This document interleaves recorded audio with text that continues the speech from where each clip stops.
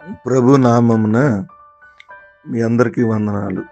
ఈరోజు దేవుని యొక్క వాక్యము, వాగ్దానము, నా ప్రాణమా యెహోవాను సన్నతించుము, ఆయన చేసిన ఉపకారములలో దేన్ని మరవకుము. కీర్తన గ్రంథం 103వ సంకీర్తన 2వ వచనం. ప్రియమైన దేవుని బిడ్డలారా, ఈరోజు దేవుని యొక్క వాక్యము చాలా స్పష్టంగా మనతో మాట్లాడుతూ ఉంది. దేవుణ్ణి మనం సన్నతించాలని, దేవుడు చేసిన ఉపకారములను మనం మర్చిపోకూడదని ఈ వాక్యము మనకి హెచ్చరిక చేస్తూ ఉంది.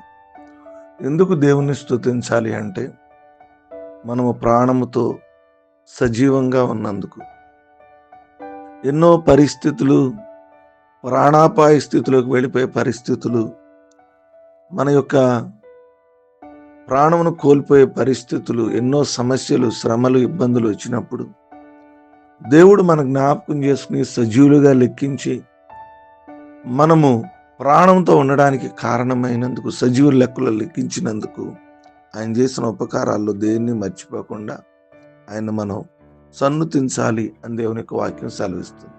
ప్రియమైన దేవుని బిడ్డలారా, దేవుడు నిన్ను సజీవంగా ఉంచితే, నిన్ను జ్ఞాపకం చేసుకుంటే, అనేక పరిస్థితులు, శ్రమలు, సమస్యలు, ప్రాణాపాయ స్థితిలో ఉంచి, అపాయకరమైనటువంటి పరిస్థితుల నుంచి నిన్ను, నీ కుటుంబాన్ని జ్ఞాపకం చేసుకుంటే, ఖచ్చితంగా మనం దేవాలయానికి వెళ్ళి దేవుని సందులో ఆయన చేసినటువంటి ఉపకారాలు బట్టి ఆయన స్తుతించి మనం రావాల్సిన వారంగా ఉన్నాం. ఈ ఉదయకాల సమయంలో ప్రతి ఒక్కరం దేవుని స్తుతిద్దాం. ఆయన చేసిన ఉపకారాలను బట్టి ఆయన నామాన్ని మహిమపరుద్దాం.